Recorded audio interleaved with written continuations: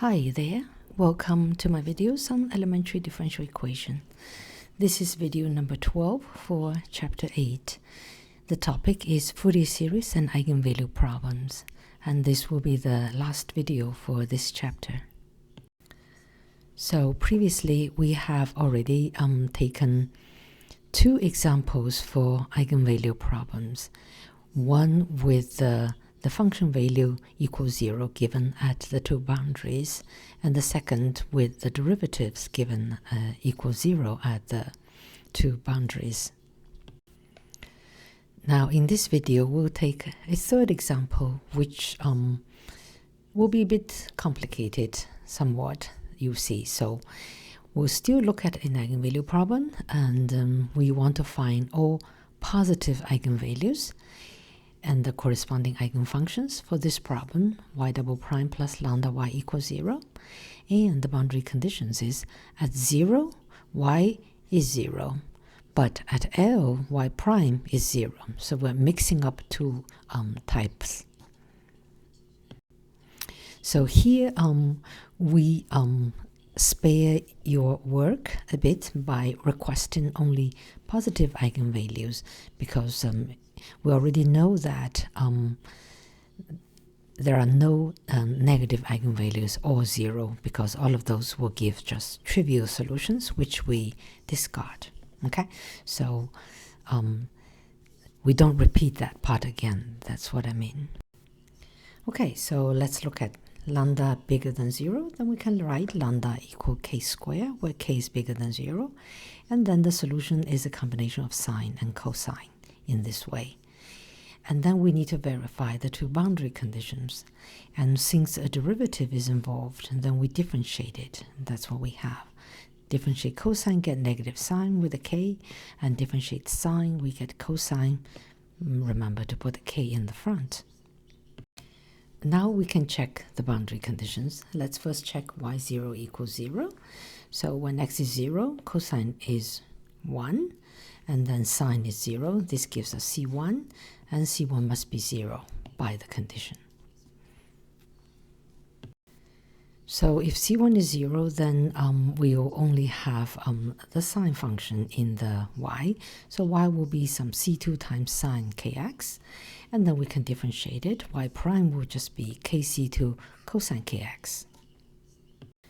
And now we can verify the second boundary condition, y prime at L equals 0. So y prime at L will be k c2 cosine kl, and that has to be 0. So we know that k is not 0, and we know that c2 cannot be 0, otherwise it's trivial. So the cosine part must be 0. So we have that condition. Okay, so we know that cosine is a periodic function, and it would take value 0 at points of m pi plus a half pi. Okay, so actually m plus half pi. So we will have this condition, kl must equal to m plus half pi for an integer. Okay, so then we can divide both sides by L and find the k. K will be pi over L times m plus half, and that holds for n equals any integers. Okay, so since there is a index n here, we call this directly kn. So we index all these k's. So there are again infinitely many k's. Okay, so we'll have infinitely many eigenvalues and the corresponding eigenfunctions by putting in the kn value. So lambda n will be kn squared, where the kn is this one, which we just copied it here. We write it in slightly different ways. And square. Okay, and the eigenfunctions is a sine function, sine of k x. So, and it's for n from 1 to 3. Okay, so again we have sine functions, but this one is not the same as what we have in the Fourier series. It's a sine function but has a different period, and that is because the boundary condition and at L it's given as the derivative equals 0, so therefore you get a different sine function here. Okay, so let's take one more example. It's a more complicated example and also more fun. At least according to my opinion, it's a quite fun example. Okay, so example number 4. So again, we focus on finding positive eigenvalues because the negative ones don't give us anything. You are welcome to try that, but we won't go through that, okay? And the corresponding eigenfunctions for the same equation, but different boundary conditions. So boundary condition is u prime 0 equals 0, and at L equal pi here, and we have a strange looking boundary condition. So the function value plus the derivative value shall equal to 0. Okay, so this type of boundary condition is called Robin condition. And this type of boundary condition where the derivative is given, they are called Neumann boundary condition. And the previous one where the function value is given, those conditions are called Dirichlet conditions. Okay, so let's see how we can find eigenvalues for this problem. Okay, since lambda is positive, then we can always do that. Lambda is k squared, where k is positive.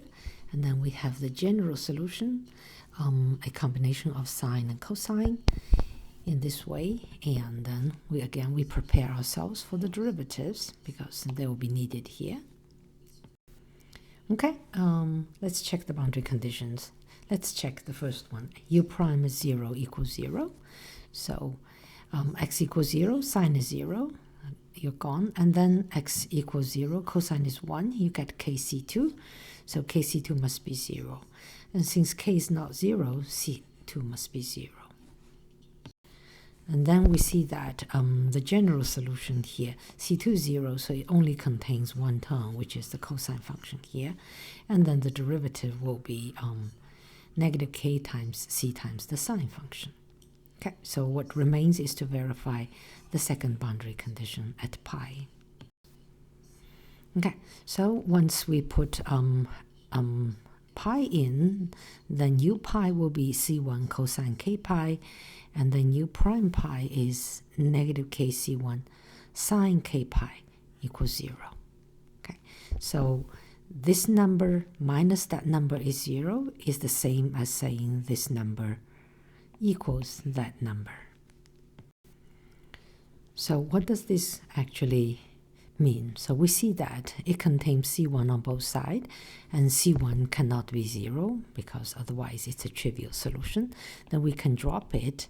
So what we have will be cosine k pi equal k times sine k pi. So how do we find values of k such that this identity holds? So here comes the trick. There are different ways of doing this. Then one trick would be divide both sides by k. Then I get rid of this k and I have 1 over k over here. And then I move the cosine to the right hand side. Then I have sine over cosine, which gives me 10. So I have 1 over k equals 10 of k pi. So one way of finding solution for this equation would be we can think this is a function of k. So basically we need to find k values such that this identity holds. Okay, so we can think this is a function. We call it f1 is 1 over k, a function of k. And then this is a second function, f2 of k, which is 10 of k pi. If we plot the graph of these two functions, and then wherever these two functions intersect, that is the point the function values are the same for the same k value, and therefore we can find the solution. And we restrict our graphing for the area where k is bigger than 0 because we're only looking for positive eigenvalues. Okay, so now we will graph it. So before we do that, take a look at these two functions. 1 over k, for k bigger than 0, would be a decreasing function starting from kind of a positive plus infinity coming down. When k becomes infinity, it goes to 0 and it remains positive. And 10 is a periodic function with period pi, and it goes from it's an increasing function, and it goes in the period, it goes from negative infinity and then increases all the way to positive infinity. Okay, so let's see how they look like. Let's plot them. Okay, so here is the graph. Here the blue one is f1 is 1 over k.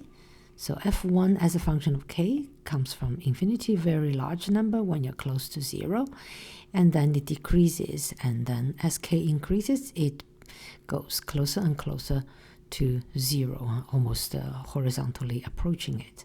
Okay, and then the red line here are the 10 functions. So 10 first, 10 of 0 is 0, and then increases to plus infinity when it's pi over 2. And then after that, from pi over 2 to pi over 2 plus a pi, on this period, it is from negative infinity and then increases to plus infinity. And then this pattern is copied on the next interval, and then again and again. It's periodic. Okay. So from this graph, we see that there are a lot of intersection points. So let's mark it with a dot. We see that there is a dot here, and there is a dot here, and then a dot here. Let's just mark them all first. Okay, so what do they mean, these dots? So this dot means that that is the point where the function f equals f2 for that corresponding k value. So how do you find the k value? Well, that will be the x-axis of these points, right? So you can draw down here. The k value here would be give us an eigenvalue. So let's label them and call them. So we say, let's say this is k0. Then the x-axis for this one, we call it k1. Or you can also call k1, k2. But I just start from 0 because it's also convenient. So let's call this k2. And this is k3. Let's write k4, k5, k6, and so on and so forth. And then we know that 10 is a periodic function, and it will keep going on and repeating this pattern. Therefore, as k gets larger and larger, there will be infinitely many intersections, which will give us infinitely many eigenvalues in the end. And then each of this will give us an eigenfunction, which is the cosine function that we have discussed. So this is a graphic way to show that we have all these eigenvalues, although I have not given you the exact expression for all these k's. However, we can say something about them. So we know that the first k here is a value between 0 and a half, and then the second one is between 1 and 1/2, and then the third one is between 2 and 2/2, and so on and so forth. And as the index gets bigger, the 1 over k, this function, gets closer and closer to the x-axis, and the intersection points becomes closer and closer to the value k, the index n here. Okay, so when this, if you call this kn, so when n gets very large, and kn will be approximately n. Okay, so I will type all this down in the next few slides, and we'll have them for the record. Okay, so first, the k-coordinate of all these points will give us all the eigenvalues, and there are infinitely many of them. We can mark the k-coordinate of these points as kn for n from 0, 1, 2. It's one way of doing it. That will give us the eigenvalue and the eigenfunctions, lambda n will be kn squared, and the eigenfunctions, let's call them un, that will be cosine knx. And let's put down the observation. As n grows bigger, the intersection points gets closer to the k-axis. Okay, sorry, a little typo here, should be n squared. So lambda n will be approximately n squared for large n. So what do you think of this example? Is this fun? Well, I thought it was fun. If you don't think that it's fun enough, so let me give you a little joke, maybe, to spice it up. Okay, so the joke is, in Italy, during the summer, on the beautiful beaches, you will not find many mathematicians sitting there. So why is that? So the answer is, they have the sine and cosine to get 10. They don't need the sun. Okay, hope you find that funny. Now let's wrap up this chapter by a summary of these two very simple and very typical and very important eigenvalue problems. And my recommendation here is that you memorize these ones because they're so important. They'll come in the next chapter over and over. Okay, so the first one is the homogeneous Dirichlet boundary condition, the eigenvalue problem. With the boundary condition, the function value equals 0 at the 2 points. And then for this, the lambdas is m pi over L squared, and the eigenfunctions is the sine function. Okay, you can remember this easily because it's the same as in the Fourier series. And this is for m equal 1 to 3. And the second one is the same problem but with different boundary conditions. Here we have Neumann boundary condition. That is, the derivative is given, so they're always homogeneous, so they're always 0. And then for this problem, the eigenvalues are the same here, but the eigenfunctions are cosine functions, and that holds for n starts from 0 and 1, 2. And when n equals 0, lambda 0 is just 1, and then y0 is a function that's constant 1. Okay, so it's not so difficult to memorize it because you can visualize the sine function, which will take a value 0 and 0 there. And the cosine function, the derivative is 0 at the 2 endpoints. And that's a quick way of memorizing those. Okay, so that's all I want to say for this video and for this chapter. And next time we'll enter partial differential equations. A lot of fun, promised. Okay, hope you enjoyed this one, and I'll see you next time.